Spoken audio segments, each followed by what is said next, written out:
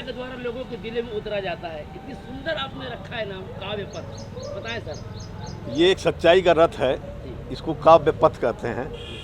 और ये कल्पना है हम लोगों की कि जो विचार मन में आते थे वो हम व्यक्त नहीं कर पाते थे। हमारे घर की महिलाएं थीं, वो व्यक्त नहीं कर पाती थी, तो उनको एक मंच दिया गया, उनको एक शब्दों का एक माला पिरो के दिया गया कि आप आइए। और शुरू में अगर उनसे कुछ त्रुटियां भी हुई तो उसको सुधारा भी गया कि भाई आप आइए और एक काव्य पथ के मंच पे आकर आपके मन की जितनी संवेदनाएं हैं उनको आप बाहर करिए। तो उसी की परिकल्पना का आज ये 12वां एपिसोड था। हम लोग को 1 साल हुए, तो हम लोग अपना सालाना जलसा मना रहे हैं। सर, ये कविता का ऐसा सुंदर खूबसूरत पथ जो दिल में उतर जाता है, तो क्या सुनाना चाहते हैं आप लोगों को? एक कोई संदेश दीजिए ताकि लोगों के मन में कविता के प्रति और भाव बढ़े और लोग जुड़े। देखिए, अभी तक ना मैंने मंचों पर देख रहे थे, ह्रास हो रहा था कि लग रहे हैं ठहाके, बज रही हैं तालियां, चुटकुलों से सजी हैं महफिलें, वो निहार रहे कान की बालियां। वाह।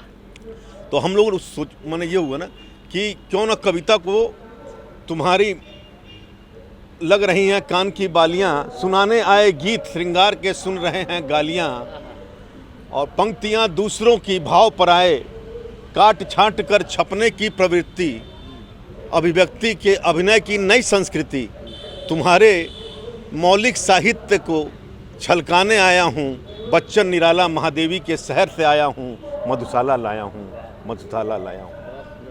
परिचय दे दीजिए। मैं डॉक्टर प्रकाश पथ के परिवार। पथ को आप देखते हैं किन ऊंचाइयों पर इस समय वर्तमान में? देखिए, ये तो पहला हमारा सालाना काव्य पथ का आयोजन है, लेकिन काव्य पथ का जो शुरुआत हुआ था ये डॉक्टर प्रकाश खेतान का एक सपना था। डॉक्टर प्रकाश खेतान, कविता ही उनकी ज़िंदगी है, मतलब सब कुछ एक तरफ, कविता एक तरफ है। तो वो हमेशा ये सोचते थे कि कुछ ऐसा मैं करूं कि कविता जन जन में, जन जन की मुँह पे हो, जन जन की रग रग में बसे। ये उसके तब हमने एक सोचा कि एक ऐसा कोई कार्यक्रम किया जाए जिससे कि लोग उससे जुड़े और उसके साथ मतलब कि कविता जन जन मानस में ये कविता का भाव और ये सब चीज़ें आए।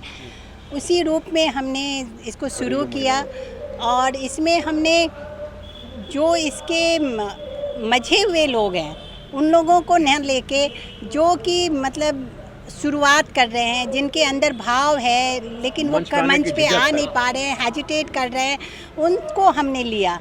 आज हम देख रहे हैं कि वो लोग इतना प्रोग्रेस कर रहे हैं, अपनी भावनाओं को इतने अच्छे से रख रहे हैं मंच पे, और उनके अंदर जो हेजिटेशन था, जो हिचक थी, वो सब ख़त्म हो रही है धीरे धीरे। आज आप खुद इस मंच पे देखेंगे कि हमारी महिलाएं, हमारे नौजवान जो कि साहित्य से जिनको कोई मतलब ही नहीं था कि साहित्य क्या होता है, साहित्य क्या चीज़ है, हमारी साहित्य और साहित्यिक कला धूमिल हो रही थी, आज उनके अंदर आप उसका रस पाएंगे कि वो किस तरह से इसमें अपने आप को बिल्कुल सरोवर कर रहे हैं। परिचय दे दीजिए। मैं डॉक्टर सुषमा खेतान।